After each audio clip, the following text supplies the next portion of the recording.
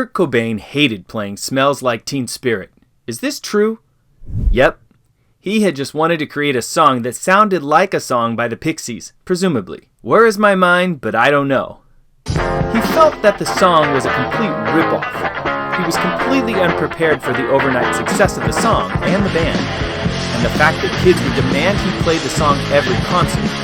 They would destroy their equipment to get out of playing Teen Spirit, and out of encores altogether.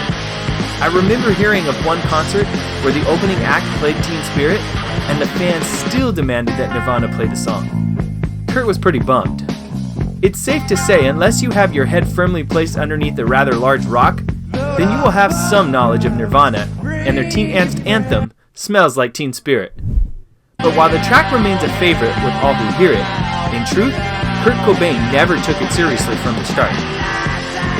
For all the iconoclastic musings which surround Kurt and his voice, it's strange to think that Kurt never actually wanted to step up to the mic. In a 1994 interview with Rolling Stone, he confesses, "I never wanted to sing. I just wanted to play rhythm guitar, hide in the back, and just play. But during those high school years, when I was playing guitar in my bedroom, I at least had the intuition that I had to write my own songs." A few years down the road from Nirvana's humble beginnings in the late 80s and in 1991, one of Kurt's songs would go on to define a generation and live in the pantheon of great rock songs. The emergence of Smells Like Teen Spirit came alongside the band's breakthrough album, Nevermind, and set hearts and minds ablaze. The album and the grunge movement, largely coming out of Seattle, arrived like a slap to the face, a big wake-up call, a gut punch, and other violent similes, to irreversibly shake the music industry up. In truth, it picked up rock and roll and deliberately turned it on its head, and shrugged as it walked away. Grunge was the beginning of Generation X, and all the scenes that went with it and followed it.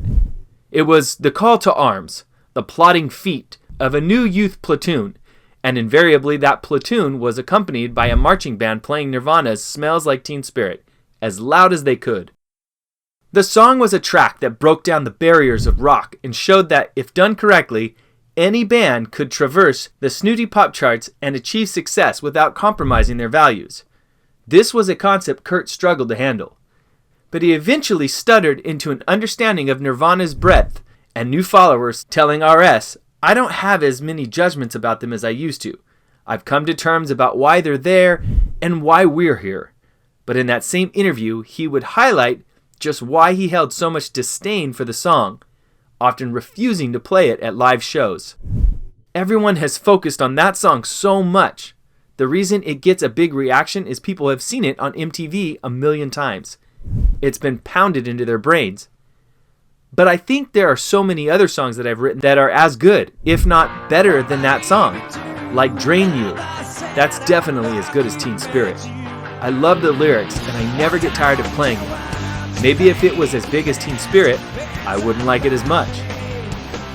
While the song remains an anthemic battle cry for the disenfranchised youth, it can feel like the sheen of a gathering of like-minded individuals to rally around one track can quickly wear off after the millionth radio play.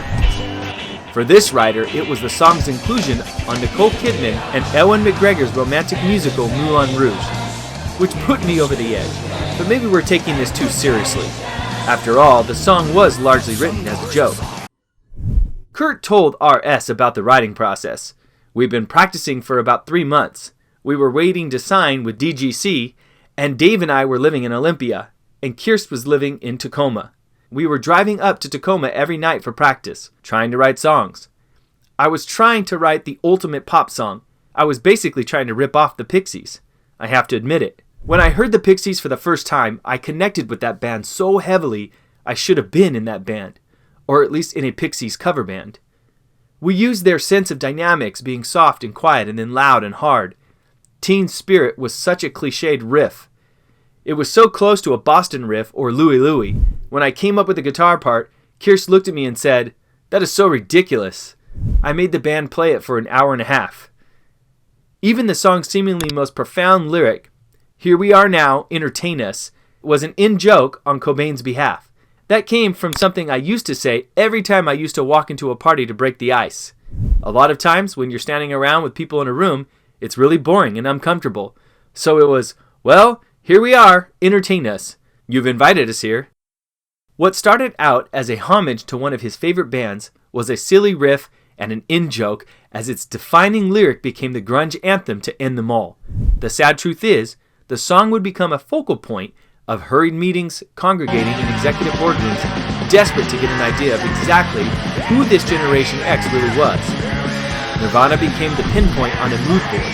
This notion would represent a vein of sadness and inauthenticity that would ravage the end of Cobain's short life. Once it got into the mainstream, it was over. But at least there was a moment in time when the track meant something to him.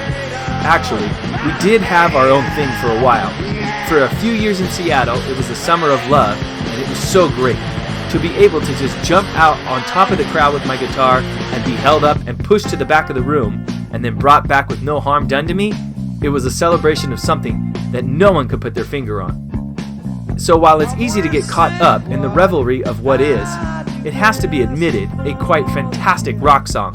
Despite all we've learned, one must take advice from the man who wrote it and treat it with a modicum of amusement.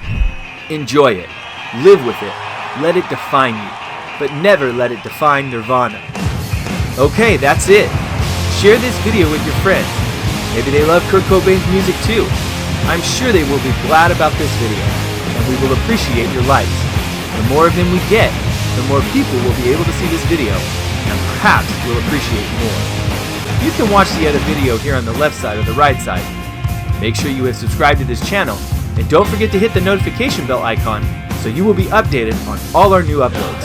Remember, light your tomorrow with today. I did, Haven. Enjoy.